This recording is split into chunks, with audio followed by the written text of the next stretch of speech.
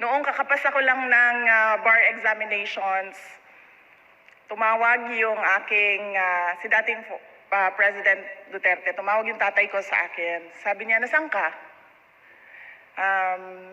Siguro mga 1 week pa lang kakalabas nung results nung bar, hindi pa kami nakapirma, hindi pa kami naka-oath as lawyers. Tapos sabi ko, kasama ko ang boyfriend ko.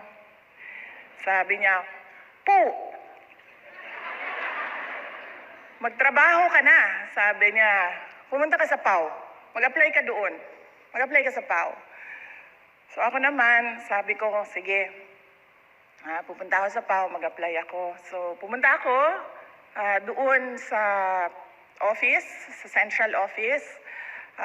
Nag-request ako na makipagkita kay Attorney Persida Acosta, and then sabi ko sa kanya, ma'am, mag-apply ako sa Public Attorney's Office. Sabi niya, sige, ito yung mga kailangan mong gawin. Ang dami yung mga listahan ng mga requirements.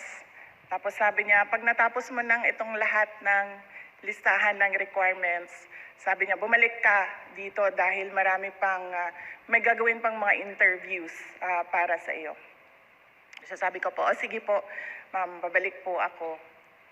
Tapos hindi na ako bumalik.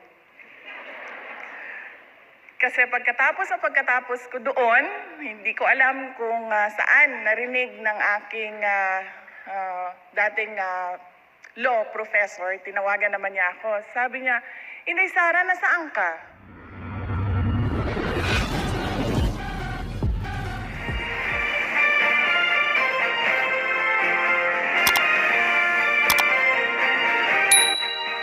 Ladies and gentlemen, acknowledging the arrival of Honorable Sara Zimmerman Duterte, Vice President, Republic of the Philippines, and Secretary of the Department of Education, accompanied by the Chief Public Attorney, Dr. Persida V. Rueda Acosta, DSD.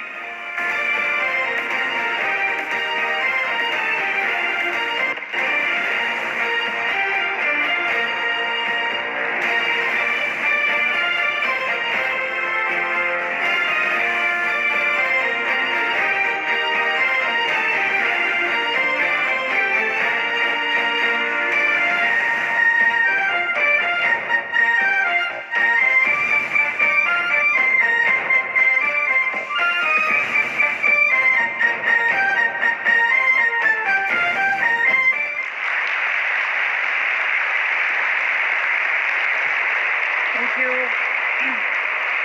Please take your seats. Maraming salamat. Mga kababayan, ladies and gentlemen, assalamualaikum. Madayaw, maayong adlaw kaninyong tanan. Magandang araw sa inyong lahat. Unahin ko po muna ang aking mga pagpapasalamat. Nagpapasalamat po ako sa Public Attorney's Office sa pagkakataon na ito na ibinigay nyo sa akin na makapagbigay ng mensahe ng pagpapasalamat sa inyong lahat. Pangalawa po, ay ang aking personal po na pagpapasalamat sa inyong lahat sa tulong ninyo, sa kampanya ninyo, sa suporta ninyo sa akin nung nakaraang eleksyon noong May 2022. Maraming salamat sa inyong lahat. At ang pangatlo pong pagpapasalamat ay pinapaabot po ni Pangulong Bongbong Marcos ang kanyang pagpapasalamat sa inyong suporta sa kanyang 8-point socio-economic agenda para sa bagong Pilipinas.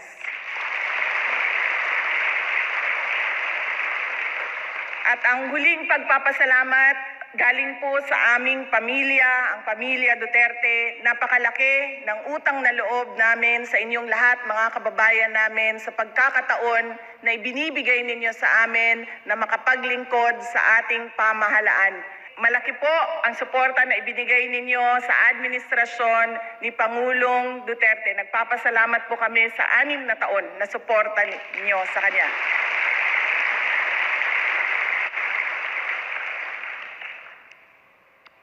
Bago ko po ibigay yung mensahe ng pagpapasalamat ay meron lang po akong ikwentong konti sa inyo sa aking karanasan sa public attorney's office.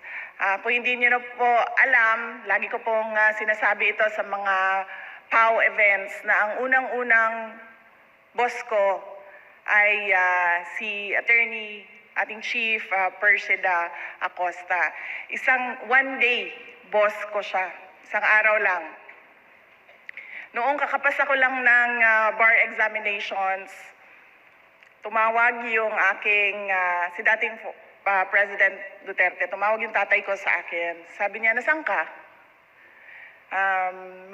Siguro mga 1 week pa lang kakalabas nung results nung bar, hindi pa kami nakapirma, hindi pa kami oath as lawyers. Tapos sabi ko, kasama ko ang boyfriend ko. Sabi niya, magtrabaho ka na. Sabi niya, pumunta ka sa PAW. Mag-apply ka doon. Mag-apply ka sa PAW. So ako naman, sabi ko, sige. Pupunta ako sa PAW, mag-apply ako. So pumunta ako doon sa office, sa central office. Nag-request ako na makipagkita kay Attorney Persida Acosta, and then sabi ko sa kanya, ma'am, mag-apply ako sa public attorney's office. Sabi niya, sige, ito yung mga kailangan mong gawin. Ang dami yung mga listahan ng mga requirements. Tapos sabi niya, pag natapos mo ng itong lahat ng listahan ng requirements, sabi niya, bumalik ka dito dahil may gagawin pang mga interviews para sa iyo. So sabi ko po, sige po, ma'am, babalik po ako. Tapos hindi na ako bumalik. Kasi pagkatapos ko doon, hindi ko alam kung saan narinig ng aking dating law professor, tinawagan naman niya ako. Sabi niya, Inday Sara, nasaan ka? Tapos sabi ko, ay ma'am, okay na po ako kasi nag-a-apply po ako sa public attorney's office. Ginagawa ko po yun. Mahaba po yung listahan ng requirements. Ginagawa ko po pa isa-isa. Sabi niya, alam mo naman yung mga lawyers na mga babae na medyo may edad na, di ba? Sabi niya, wag ka kay Persida Acosta. Wag ka doon. Sabi ko, kasi pumunta na kasi ako doon. Sabi niya, wag ka pumunta kay Persida Acosta. Sabi niya, pumunta ka sa Supreme Court, doon ka magtrabaho. Puntahan mo si Justice Callejo. Mag-apply ka doon kay Justice Callejo. So ako naman, iniisip ko na kung anong gagawin ko. Dalawa na yung nagmumura. Sabi ko, sige, subukan ko mag-apply sa Supreme Court. Pumunta ako doon. Umupo ako, sabi ko, Justice, mag-apply po ako dito. Ganun din. Ito yung mga requirements dito sa Supreme Court.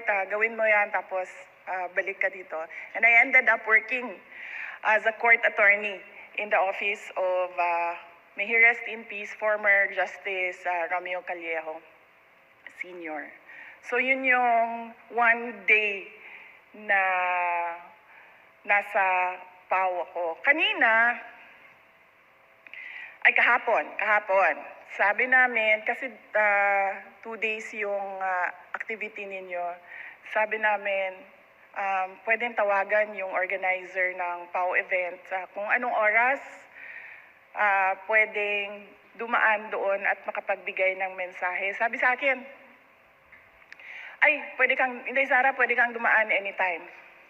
Sabi ko, talaga, anytime pwede, wala silang, wala.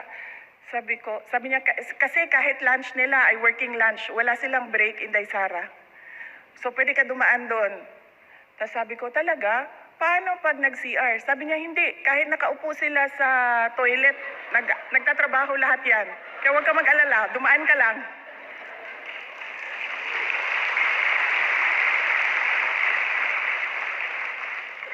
So, naisip ko, kaya pala ako sinabihan ng aking law school professor, wag ako pumunta kay Persida Acosta. Dahil kahit nasa toilet ka, nagtatrabaho ka, Totoo yun? Working lunch daw, so anytime pwede. Sabi ko, tinanong ko siya kanina ulit dito. Sabi ko, ma'am, totoo ba na wala kayong break? Working lunch kayo? Sabi niya, totoo, ganyan talaga. Tapos, meron akong mga classmates. Hindi ko mga classmates, mga sis ko sa sorority na nasa public attorney's office. Saka may mga kaibigan din ako na nasa public attorney's office. At kapag tinatanong ko, sabi ko, oh, kumusta na kayo? Kumusta na si Chief Acosta? Gaganon yan sila.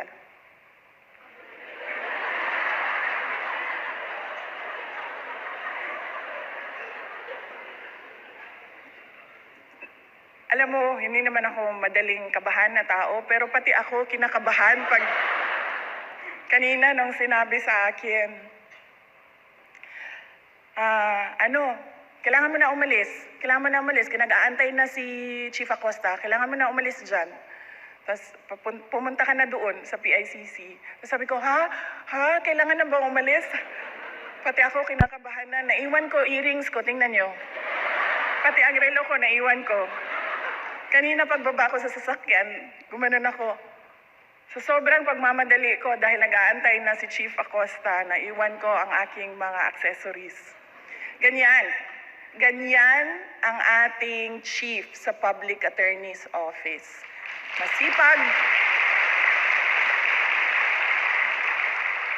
Masipag, magaling at palaban. Yan si Attorney Persida Acosta. Kaya nga, di ba, sabi ko sa inyo, anong pangalan ng PAO? Persida Acosta Office. Ganyan, kagaling.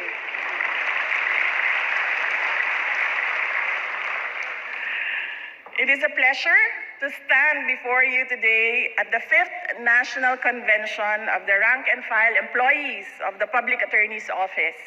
This momentous occasion serves as a testament to the unwavering commitment and dedication of the PAO in providing justice and assistance to the Filipino people. First and foremost, let me take a moment to exalt the Public Attorney's Office for the extraordinary work that you do, day in and day out, and even inside the toilet. The PAO, the organization that you all work for, stands as a beacon of hope for countless Filipinos who find themselves in dire need of legal aid and representation. Through your tireless efforts, your office has become a symbol of justice, ensuring that no one is left behind or forgotten in the pursuit of a fair and just society. I would also like to extend my heartfelt gratitude to the Public Attorney's Office for the invaluable assistance they have provided and continue to provide to the clients of the Office of the Vice President and the Department of Education. In times of uncertainty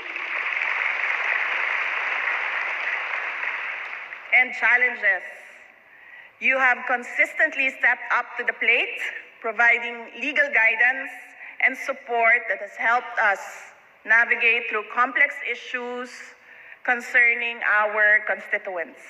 Your dedication to public service has not gone unnoticed, and we, the Filipino people, are deeply for your unwavering commitment. Kaya po ako nagpapasalamat kanina dahil gustong-gusto ko po na tumayo sa harap ninyo at magpasalamat sa serbisyo ninyo sa bayan natin.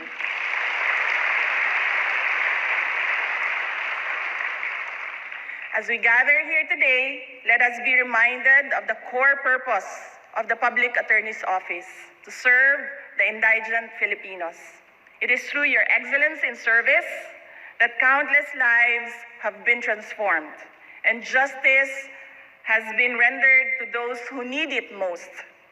Your unwavering commitment to upholding the rights of the marginalized is truly commendable. It is in this spirit that we urge you to continue to provide excellent services. May we all continue to work towards a society where justice knows no boundaries and where the rights of every Filipino are protected and upheld. Let us never waver in our pursuit of justice, for it is through our collective efforts that we can create a brighter future for all. In conclusion, I would like to once again express our deep appreciation to the Public Attorney's Office for your unwavering dedication and commitment to the Filipino people. Your selfless service has touched the lives of many, and we are forever grateful. Let us continue to stand united in our pursuit of justice, ensuring the rights of every Filipino, especially the poor, helpless, and defenseless, are safeguarded. Mga kababayan, patuloy tayo maging matatag tungo sa pagtaguyod ng isang bansang makabata at mga batang makabansa.